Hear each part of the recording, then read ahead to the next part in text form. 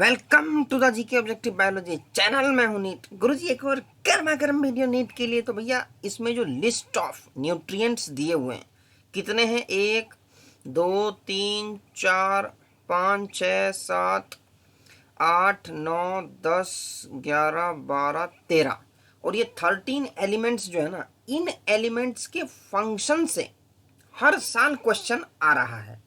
तो हमें इन एलिमेंट्स के इंडिविजुअल फंक्शन याद होने चाहिए और 3-3 एलिमेंट करके हम याद करेंगे ताकि क्या है, मिक्सअप ना हो और हमें इंडिविजुअली ध्यान रहे। तो मैक्सिमम मैं देख रहा हूँ इस पेज से, ये जो है ना मैग्नीज का, बोरॉन का, इनका पूछा जा रहा है। बाकी हम करेंगे सबके, क्योंकि किसी का भी पूछा जा सकता है। तो नाइट्रोजन का देखो भाई, this is the essential nutrient element required by plant in greatest amount. तो नाइट्रोजन एक खुद मैक्रो न्यूट्रिएंट है, इसकी क्वांटिटी ज़्यादा चाहिए प्लांट को। It is absorbed mainly as nitrate NO3 minus. ठीक है, नाइट्रेट फॉर्म इसकी सबसे ज़्यादा एब्जॉर्ब होती है। Though some are also taken up as NO2 minus and NH4 plus, मतलब अमोनियम और नाइट्राइट की फॉर्म में भी थोड़ा बहुत एब्जॉर्ब होता है। तो nitrogen is required by all parts of plant, particularly the meristematic tissue. ये तुम्हें यहाँ पर ध्यान रखना है, meristematic tissue and the metabolically active cells. Metabolically active cells में भी चाहिए, लेकिन कोई स्पेसिफिक फंक्शन यहाँ पे मेंशन्ड नहीं है। तो nitrogen is one of the major constituent of, हाँ अब ये है कि प्रोटीन्स का है, न्यूक्लिक एसिड्स का है, वाइटामिन एंड हॉर्मोन्स का है, ये मेजर कॉन्स्टिट्यूएंट। तो नाइट्रोजन के अंदर कोई इसमें उतना स्पेशल इन्होंने दिया नहीं है, बाकी अदर एलिमेंट्स में तुम्हें देखने को मिलेंगे। अब जैसे फॉस्फोरस का देखो, तो phosphorus is absorbed by the plant from soil in the form of phosphate ions.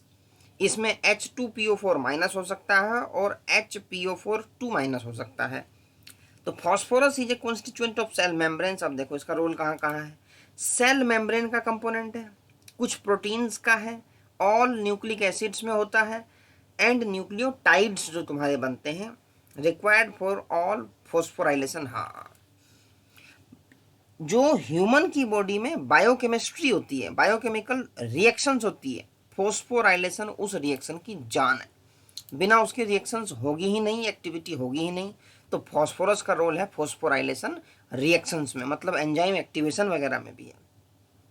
Potassium, हाँ भाई, पोटेशियम के कुछ, जैसे देखो पोटेशियम का स्पेशल फंक्शन इसमें दिया हुआ है कि maintenance of the turgidity of the cells. इसके ऊपर क्वेश्चन आया भी हुआ है। तो जिन एलिमेंट में ये स्पेशल फंक्शन मेंशन्ड है ना, उसको तो और ध्यान से करने की जरूरत है, क्वेश्चन उन्हीं में से आ रहा है। ठीक है, activation of enzyme, protein synthesis, opening closing of stomata, ये इसके स्पेशल फंक्शन दिए हुए हैं पोटेशियम के। तो it is absorbed as potassium ion, पहली बात तो ये हो गई। This is required in more abundant quantity in the meristematic tissue, buds, leaves and root tips. Abundant. और एक चीज और है, जब हम मिनरल एस्टिमेशन करते हैं प्लांट की टिश्यूज में, तो सबसे ज्यादा पोटेशियम ही आता है। तो potassium help to maintain an anion cation balance in cells and is involve in protein synthesis, opening and closing of stomata, activation of enzymes and in the maintenance of turgidity of the cells, opening closing of stomata. तो जिन element में special function है वहां तो भैया टिक मारो, highlight करो, याद करो, क्वेश्चन उन्हीं में से स्पेसिफिकली आएगा। तो हमने 3 कर लिए भाई, नाइट्रोजन, फॉस्फोरस और पोटेशियम। और ज़्यादा एक ही वीडियो में करने के बाद फिर खिचड़ी पक जाएगी, क्योंकि फंक्शन लगभग मिलते जुलते हैं।